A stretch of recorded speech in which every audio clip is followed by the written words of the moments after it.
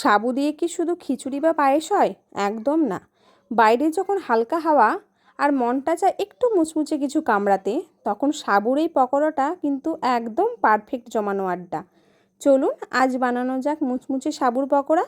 রান্নাটা কিন্তু খুব জটিল কিছু নয়, ভীষণ সহজ। সাবুটাকে প্রথমে জল দিয়ে ভালো করে ভিজিয়ে রেখেছিলাম, যাতে একদম নরম আর ঝরঝরে হয়ে যায়। সাবুর সাথে এবারে মেশাবো আলু সেদ্ধ।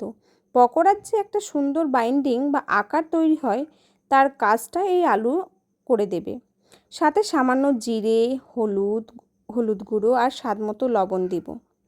এবার আসি আসল ট্রিকে। পকোড়াটা যাতে কামড় দিলে দারুণ মচমচে শব্দ হয়, তার জন্য আমি এতে মিশিয়ে নিয়েছি কিছুটা বেসন আর তার সাথে কর্নফ্লাওয়ার।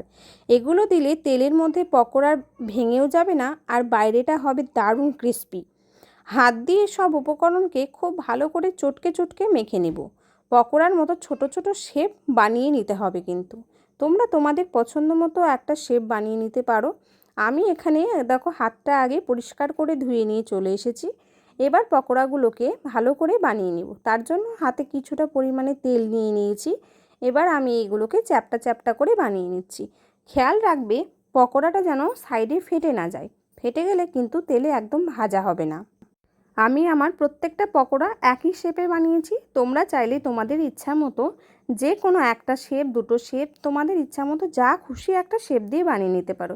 শুধু এটাই মাথায় রেখো যেন সাইডগুলো ভালো করে ফেটে না যায়। সুন্দর করে একটা শেপ দিয়ে তোমরা এটা ভেজে নিতে পারো। তো আসা যাক, এবার ভেজে নেওয়া যাক।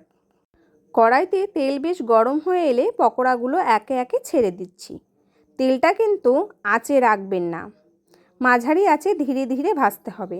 এতে ভেতরে সুন্দর সেদ্ধ হবে আলুটা, আর ওপরটা একদম গোল্ডেন ব্রাউন আর মচমচে হয়ে আসবে।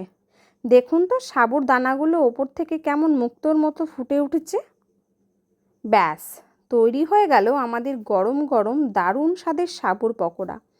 বিকেলে বা চায়ের আড্ডায় হাতে নিয়ে এই পকোড়ার একটা কামড় দিনটাই জাস্ট বানিয়ে দেবে। আপনারাও ঝটপট বানিয়ে ফেলুন, আর কেমন লাগলো অবশ্যই জানাবেন। ভালো লাগলে সাথে থাকবেন। আবার দেখা হবে নতুন কোনো রেসিপি নিয়ে। ততক্ষণ আপনারা সুস্থ থাকবেন, ভালো থাকবেন।